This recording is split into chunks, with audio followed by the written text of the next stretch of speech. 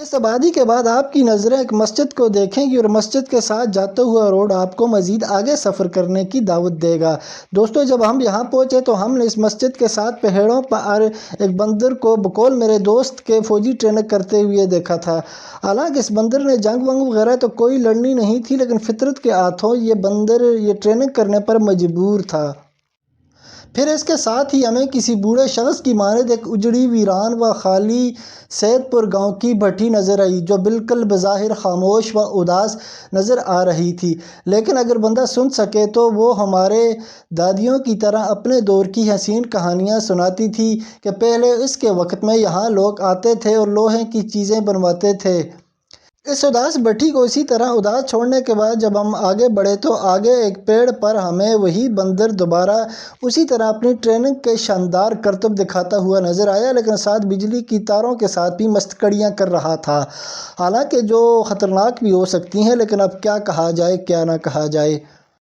بندر کی اس ٹریننگ کے کرتب دوسری بار دیکھنے کے بعد آگے میری نگاہیں سائڈ کی پتھریلی آدھی دیواروں سے جا کر ملی۔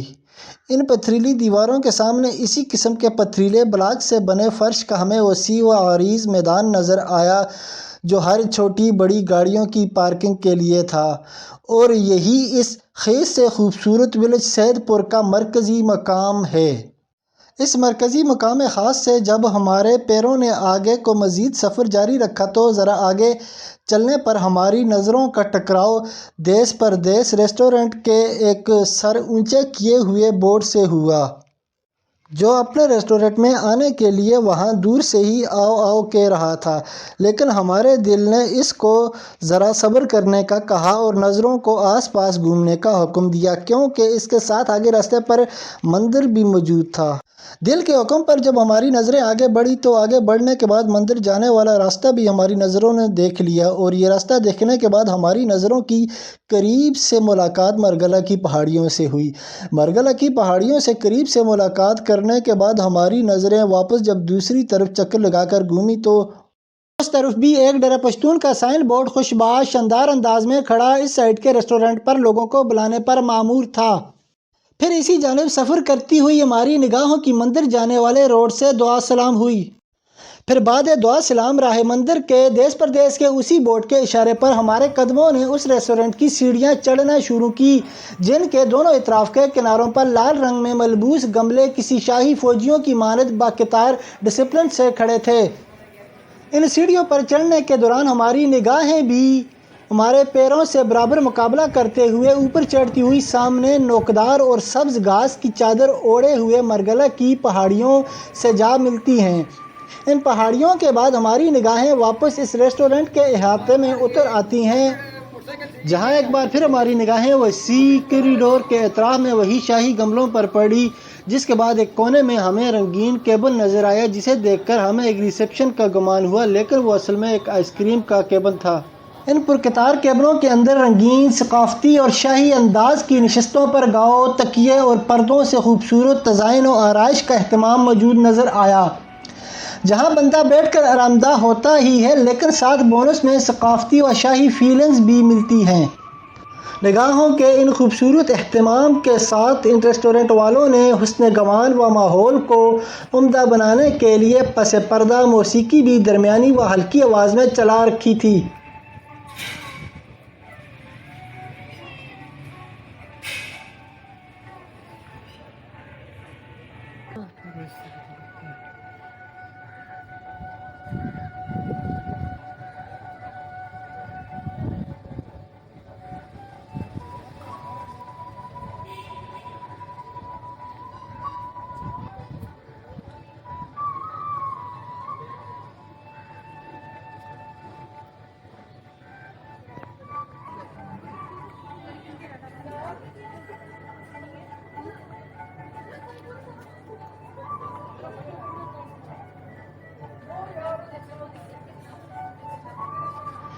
پھر اس کے بعد کسی حسین گلشن کی مانند اس خوبصورت ریسٹورنٹ کے احاطہ اول کی ایک طرف ہمارے قومی جھنڈے کے قدموں میں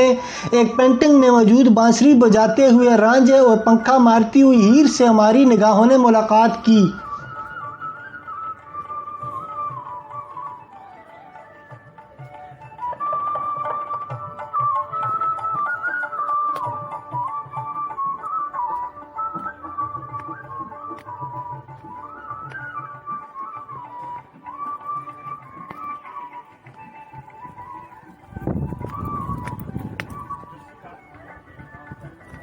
اس ملاقات کے بعد ہمارے قدم جب خطے دوئم میں پہنچے تو ہماری نگاہوں کا ٹکراؤ سامنے بدن پر سفید لباس اور سر پر پیلی ٹوپیاں پہنے کمروں سے ہوا، جو کہ مندر اور گردوارہ کی ایک طرف ہے۔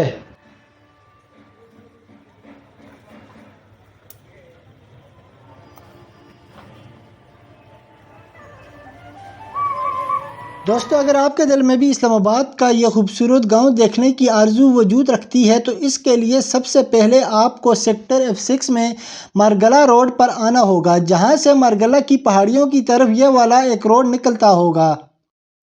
جو اپنے آس پاس سبزہ اور درختوں کی بھرپور آبادی رکھتا ہوگا۔ تو آپ نے بھی مارگلہ پہاڑیوں کے قدموں تک جاتے ہوئے اس روڈ پر داخل ہو جانا ہے۔ اس روڈ پر داخل ہونے کے بعد پھر آپ کو ایک جانب انہی درختوں کے پیچھے ایک سینٹر کے لال و سفید کچھ در و دیوار نظر آئیں گے۔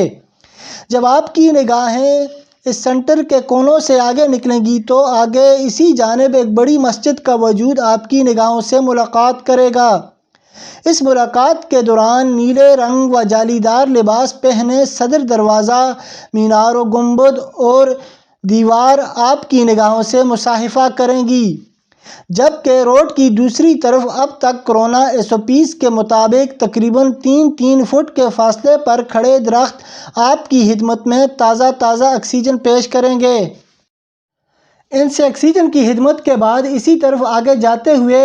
ایک بڑی قداور جالی دار باڑ کے اندر ایک بڑا گراؤنڈ نظر آئے گا۔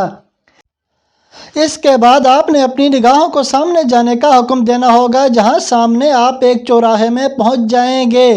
چوراہے کے دائیں بائیں کے راستوں کو آپ نے نو لیفٹ دے کر ناک کی سیدھ میں سیدھا آگے جانا ہے، جہاں آگے جانے پر آپ کی نگاہیں ایک بڑے اونچے شان و شوکت والے پرانی تہذیب کے دروازے کو سلیوٹ کریں گی،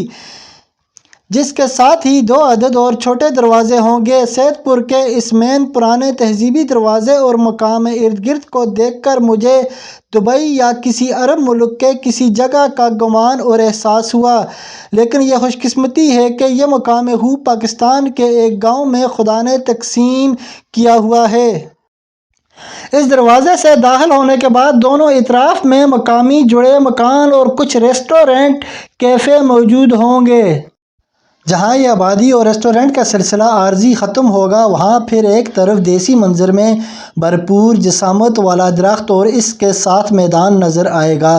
جس سے آگے نالے کے پار پہاڑی کے سینے پر دور جدید کی عام طرز کی آبادی نظر آئے گی۔ اس کے بعد آپ سامنے مسجد کے ساتھ مین رستے پر جا کر اندر مرکزی مقام میں داخل ہو جائیں گے۔